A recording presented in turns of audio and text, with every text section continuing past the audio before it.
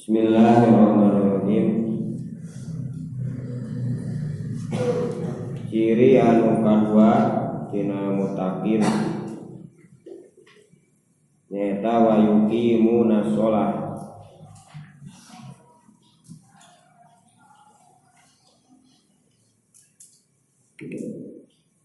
Jelema anu ngadegkeun kana salat.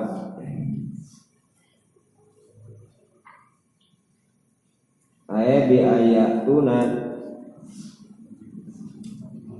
tegasaman yang datangkeun atau nabi melaksanakan ieu sijama kabeh biakana salat bihukumiha kana hak-hak salat.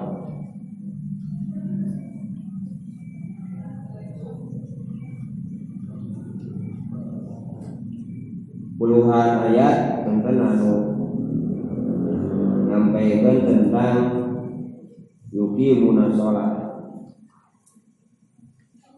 Aya nu berbentuk fi'il mudhari, bentuk fi'il mudhari tadi, aya bentuk fi'il amar.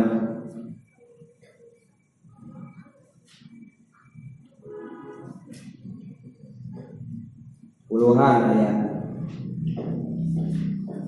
Dan hampir semuanya dina bentuk yuqimuna, iqomah, ngadegkeun.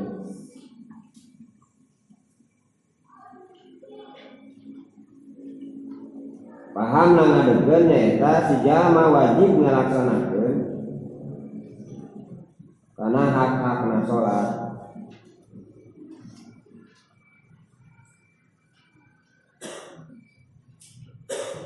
Baik hak berhubungan sareng praktekna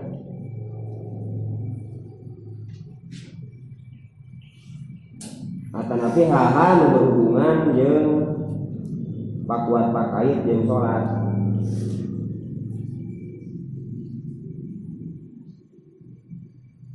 Hal nu berhubungan jeung salatna itu sendiri. Salat teh ngagaduhan syarat rukun batal. Anu dikemas dina bahasa fikih aya syurutus sholati, aya arkanus sholati, aya mubtilatus sholati.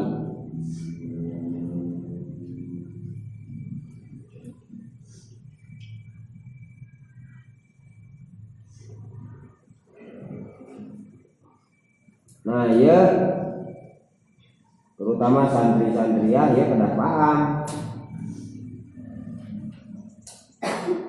Atasna boga pegangan, sange menjelaskan atau mengingat. Sebab desadayana penyampaian bahkan seseurna kan tengah kitab. Nah, orang kudu gaduh patokan fikih ringkes nu disimpen dina ingatan. Contohna sapina, sehingga orang mudah menjelaskan.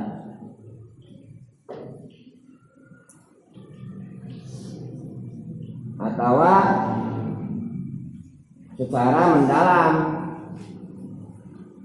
masalah-masalah ubudiyah, muamalah dan sebagainya, boga sepengan. Contohna nu kaitung komplit dina bajuri eta napiyana. Sehingga ketika orang tamat maca kabeh imang ngilu pasaran atau napi urang motolaan sampai urang maca, maka ketika ada pertanyaan yang muncul seputar masalah fikih itu punya rujukan.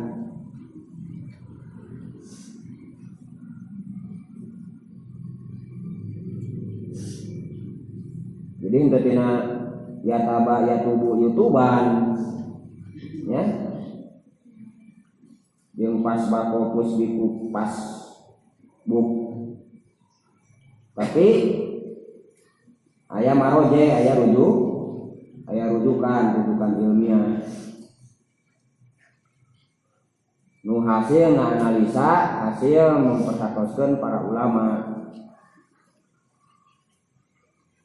Ya contohnya seputar hal-hal nu bakal dipraktekkan ke orang dina sehari-hari. Kayak sholat, wudu, membuang najis dan sebagainya.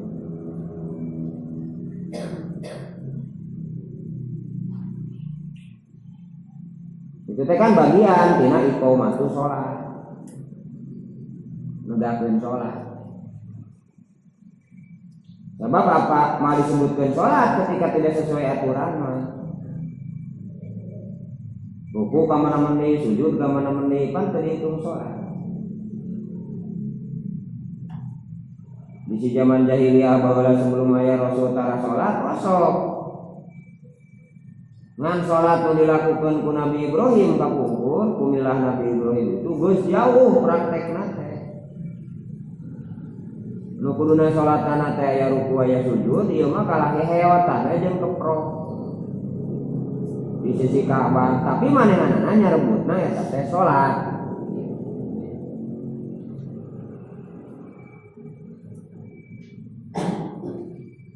Atawa Nasrani syariat Nabi Isa. Sebenarnya mah sarua cara salatna jeung urang aya ruku aya sujud. Mata Kristen nu anyar ning ayeuna aya fungsi dina berita anu asalna teh di mana nya di Yordania mendesak. Jadi aya Kristen ortodok teh Kristen anu asli di baheula. Kan sarua salat teh aya ruku sujud. Nanti nutup ora tunggul gitu.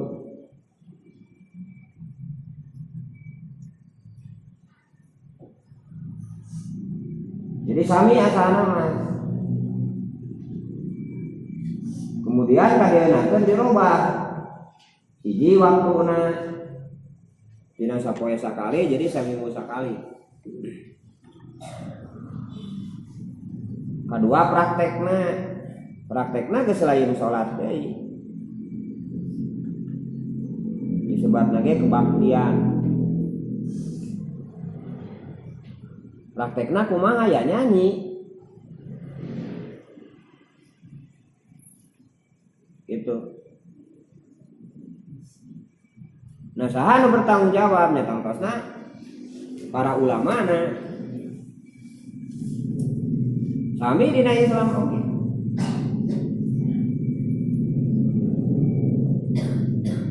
Sehingga sekali deui urang pikeun wujud ngapraktekeun yuqimuna sholat kudu boga ringkasan dina memori otak. Terutama santri jeung santriah nu hartina engke bakal dituntut menyampaikan kembali.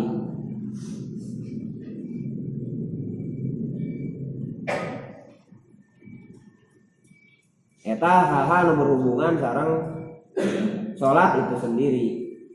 Jadi aya fardu atanapi aya rukun, aya syarat, aya batal.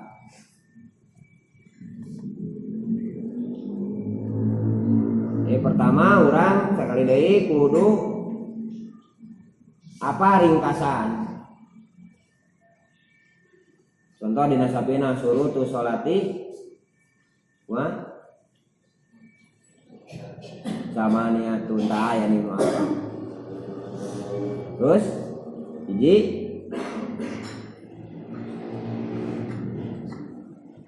hiji teh apa? Bayanganna kumaha lamun urang dititah ngadadak. Kan? bakal ngawur tadi teu kudu rujukan. Tuh.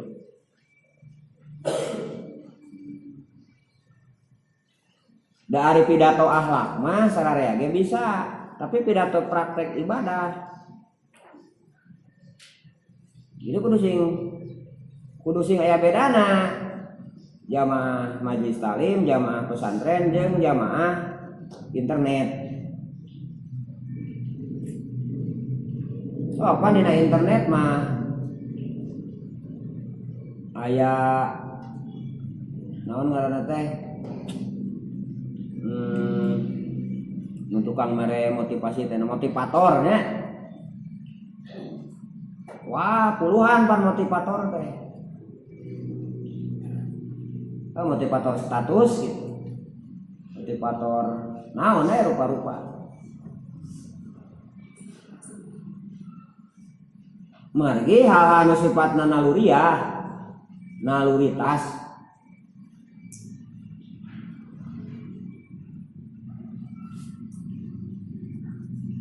Bisa tadi oke. Pan aya jelema anu nipu mimitina teh pan dakwah heula dek nipu. Bapak bersyukurlah kepada Allah Subhanahu wa taala, Bapak mendapatkan hadiah 175 juta. Dan Bapak seharusnya memberikan, jangan lupa Pak ya, zakatnya, sedekahnya, yatimnya, karena itu akan menyelamatkan Bapak dari neraka. Nah, untuk lebih jelasnya silakan Bapak datang ke ATM terdekat. Jangan lupa Pak ya, baca bismillah, hati-hati di jalan. Penipu tuh. Karena itu kan yang naluritas.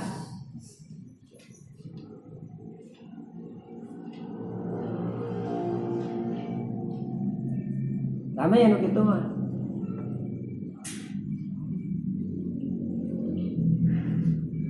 Nah, maka sebagai santri harus mulai masuk kepada kualitas.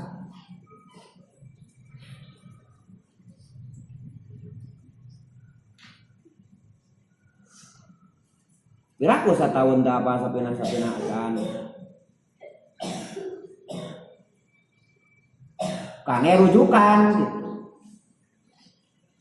Nah, rujukan sorangan di mana dina salat jeung sajabat.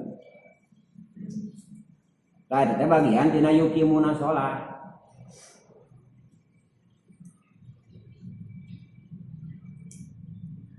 Sabab ari kader mah aya fungsi ganda. Kahiji fungsina terdirina, kedua fungsina untuk menyebarkan lagi kepada orang lain.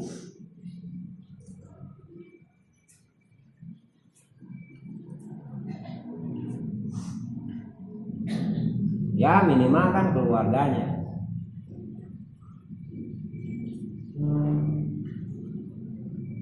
Arkanu sholati contohnya seberapa? Sabata saro. Kan rada tegep lamun urang make lapan dia nama. Al awalu takbiratu ihrami gitu. Teu aneh sote di lingkungan santri itu. Di lingkungan teu apa mapan make Arab teh rada tegep eta. Arabna terus diterjemahkeun.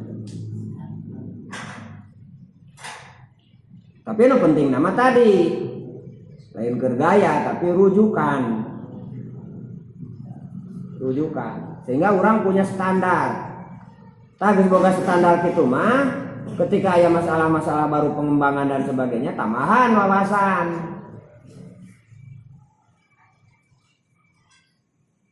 Tambahan wawasan tina madhahibu arba tina madhab nu opat. Tah wawasan eta mah maksana supados urang teu jadi jalma cegekan asa bener sorangan.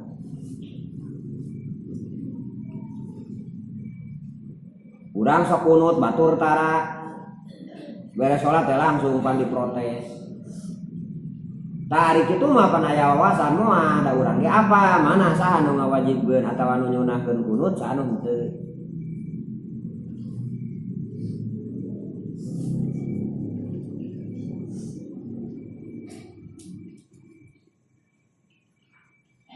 Itu maksudnya. hal berhubungan jeung praktek sholat itu sendiri minimal 3 hal. Syarat, rukun, batal. Boga standar nu bisa dicepeng, nu bisa dibawa ke mana-mana. Yang senang bahas anda kayak bab sholat. Terus ada pikiran. Akhirnya kan kadang-kadang nataan naon dilakukan. Bisa-bisa jadi rukun kabeh naon dilakukan di sholat. Kata apa mana rukun mana sunat.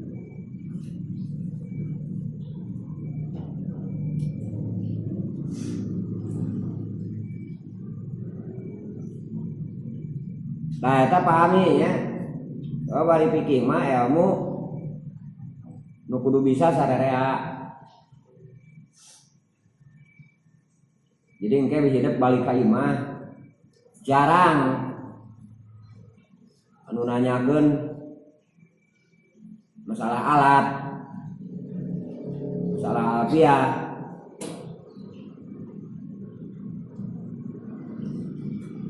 masalah nahwu sorok. Tapi masalah fikih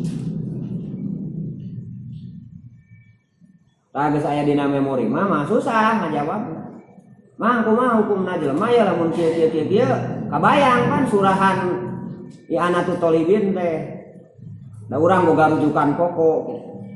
Sesana tina hasil mutolaah. Contoh aya pendapat yang lain. Cek rujukan urang mah dina I'anah teh ABCD itu ibaratna teh mamang dari dia mah F. Contohna oh eta mah ya gitu kan aya jawabanna deui jadi puas. Karena urang boga standar rujukan. Ya minimal cek tadi persoranganeun dina situasi darurat.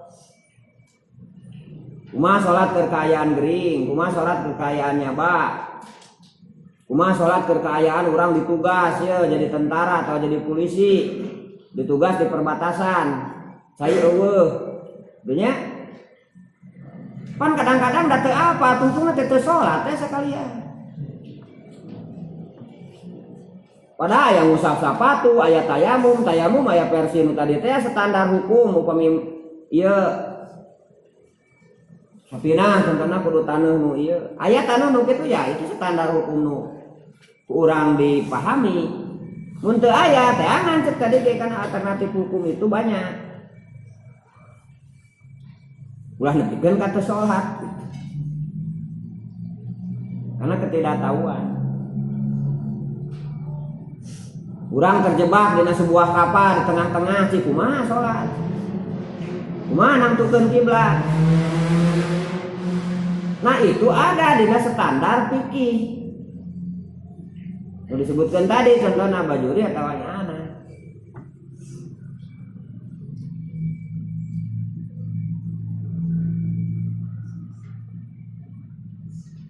Saya teh bagian dina yuki munasolah. Yaitu bihukukiha.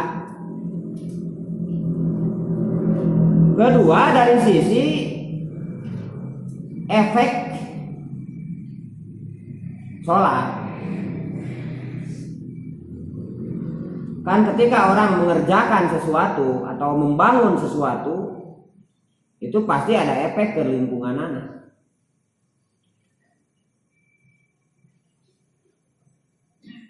Urang di pipireun kobong contohna teh nyieun pabrik tarasi. Bagaimana efek ke lingkungan anak? Ya bau. Mau bau minyak wangi pasti bau tarasi. Nah itu efek dina sebuah perbuatan. Mun urang loba nanam anu hejo-hejo seger tinggalina. Sok sanajan halarejo tapi plastik. Menang meuli di kota. Caringinan, buah-buahan Pak. Memang awet sih. Daun beukeun. bararah jelema sirem gitu begitu da plastik. Tapi itu kan kurang efeknya sebab tidak ada yang hidup di sana. Nah, matak naon sababna ketika sholat tidak benar itu ditilep-tilep ku malaikat ditengekeun kana beungeutna. Nah, karena lamun dina bubuhan mah bagaikan buah plastik yang tidak memberikan efek positif terhadap lingkungan dirinya.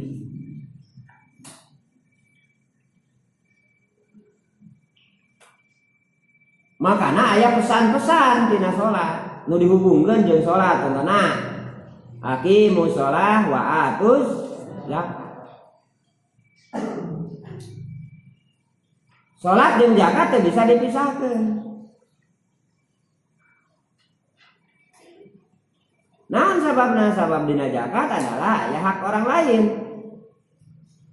Ketika dia salat kemudian hak orang lain dimakan, menjadi pengaruh karena ditarimana sholatnya anu tadi. Makanya kudu duanana dilaksanakan. Zakat teh sholat lapur sarua. Tak selalu ngahiji teh itu contohna. Artina tina sholat teh aya efek sosial. Sosial, nya. Efekna teh tah, efek luarna teh. Lamun rek dikembangkeun ku santri silakan efek sosialna naon wae bisa. Eta kreatif ngaranna inovatif.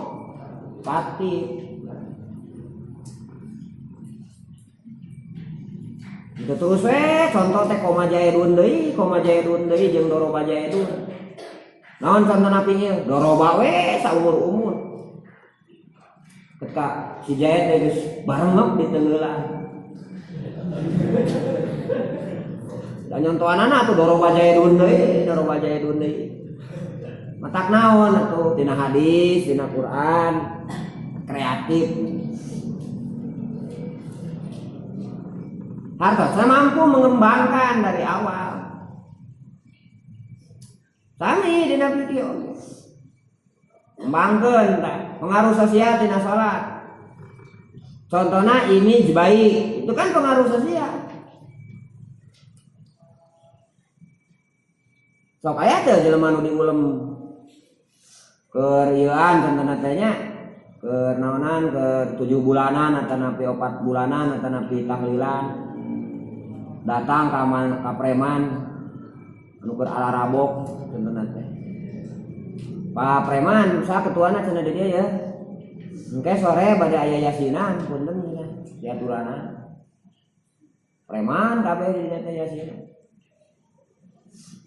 Teh we kaset teh bisa udah. Dahar itu.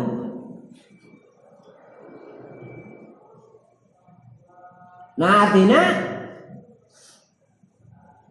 aya gambaran image, aya gambaran positif ketika orang rajin sholat.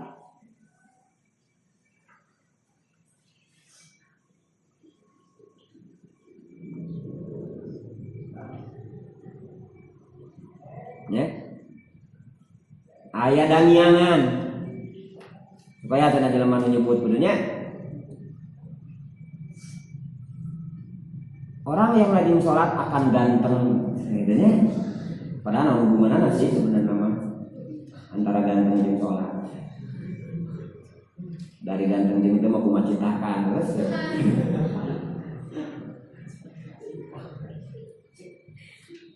Nah maksana naon didinya? Maksana aya dangian,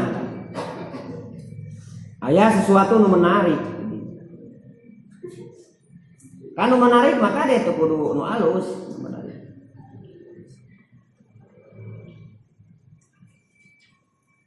Sok urang Irian Jaya contohna atau napi urang Afrika. Diseut urang wanita tercantik Afrika. Hiji eta beungeut nu panggeulisna. Urang kan bakal oloho. Kok geulis? Gitu kan tontonan. Kade, eta cek urang lantaran selerana beda. Gitu. Selerana beda. Siga hayam jeung hayam jalu jeung hayam bika. Cek urang si eta bogoh ka hayam eta. Kapan hayam si eta? Hartina cek hayam mah, cek hayam jalu mah si eta teh geulis. Tak itu maksudnya. Jadi kadang-kadang pengaruh fisik itu aya hubunganna sareng ruhiyah.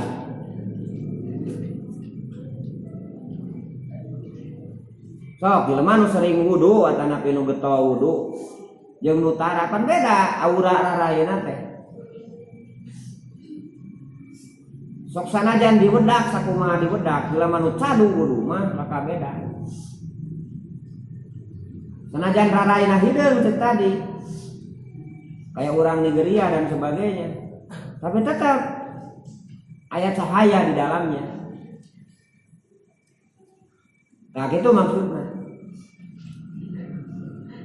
Pengaruh sosial dina sholat. Kedua, pengaruh politis. Naon sholat hubungan jeung kepemimpinan, gitu kan? Pertama tina sisi waktu sholat. Itu kan tak bisa sakahayang.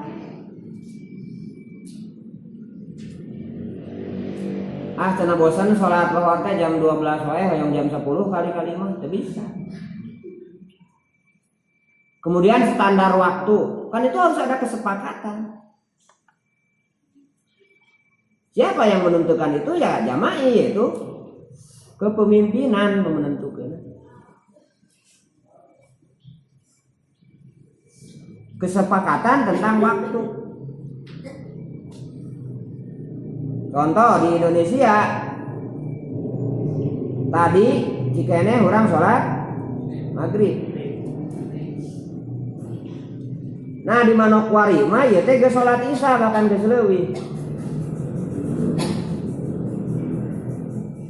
Artinya lamun tadi orang sholat, orang usoli fardo maghribi,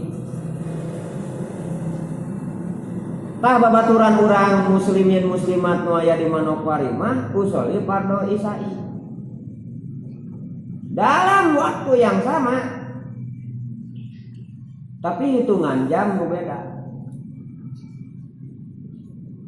Atas tah eta aya hubunganana jeung penetapan.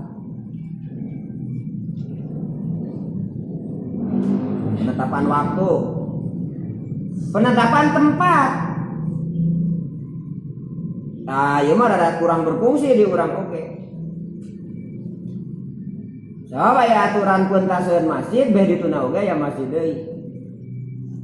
Rada beh ditu seutik aya masjid deui. Kemudian aya imah gede di jerona aya mushola deui. Itu kan penempatan. Maka Imam Ahmad menetapkan ketika masjid Jum'ah itu tidak sah tanpa izin sultan. Karena kayak hubungannya jam kuota penduduk. Apakah geus nepi karena 40 jami lah menurut ukuran Imam Syafi'i. 40 kakak tawah henteu. Artinya lamun hitungan tentara minimal bisa ngadeg Jumat teh lamun geus boga hitungan rijal sakompi. Tah eta kana kepemimpinan di pemetaan dar waktu. Kemudian sisi kebijakan-kebijakan berhubungan dengan dana, pendanaan. Syiar Islam itu yang bertanggung jawab adalah ulil amri. Idealnya gitu. Dari mana sumbernya? Dari zakat, dari infak, dari sedekah, dari pajak-pajak orang kafir dan sebagainya. Dibangun untuk sarana-sarana sosial.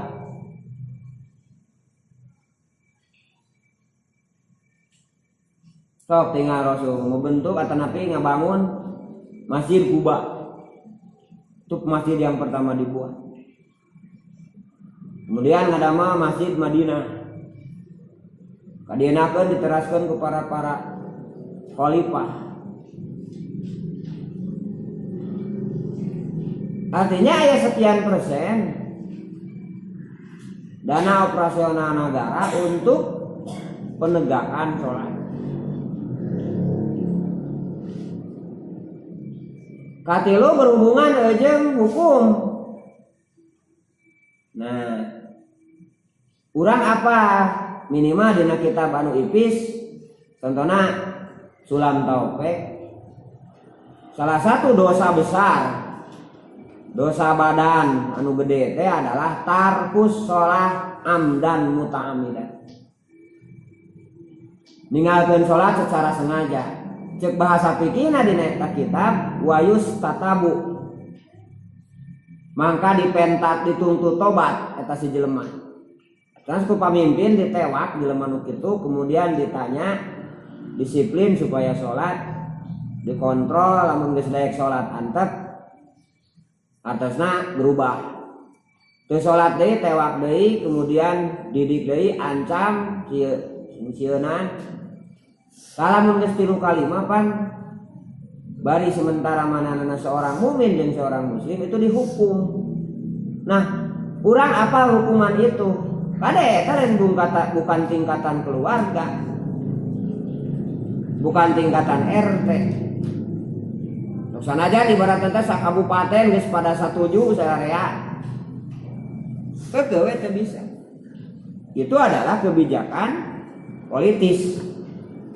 Undang. Itu efek politis hukum. Kemudian akhlak sosial. Nah, ieu mah dina ayat oge inna sholata tanha 'anil fahsya'i wa munkar.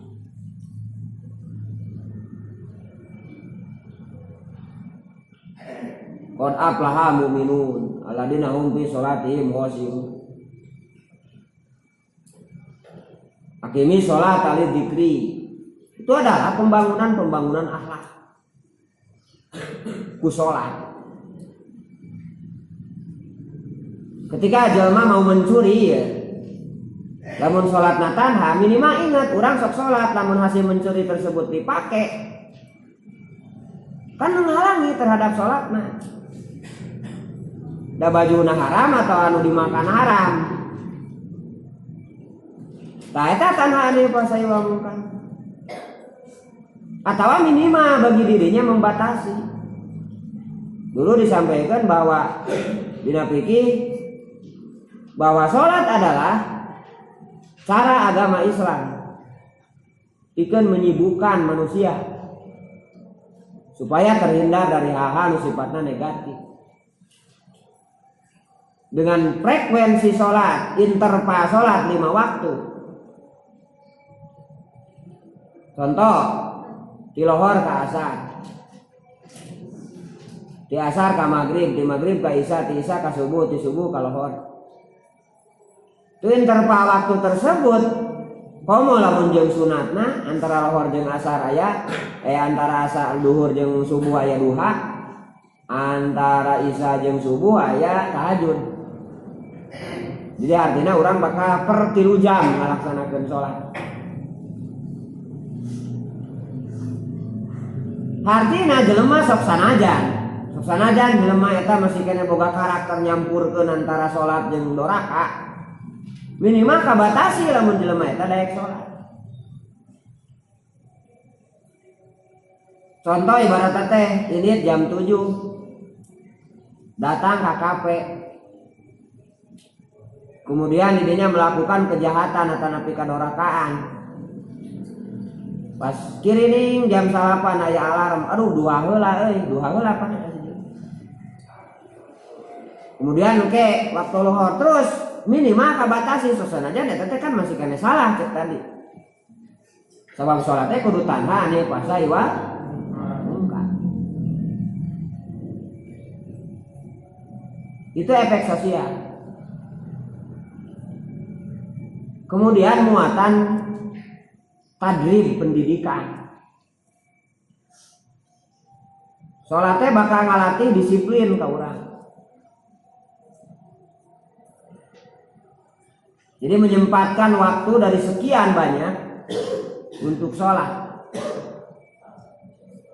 Karo lamun urang sholatna lilana 10 menit kali 5 waktu berarti sebenarnya hanya 50 menit untuk sholat. Wah, itu teh geus kumplit 10 menit teh. Atosna 50 menit, ai sajam teh pan 60 menit.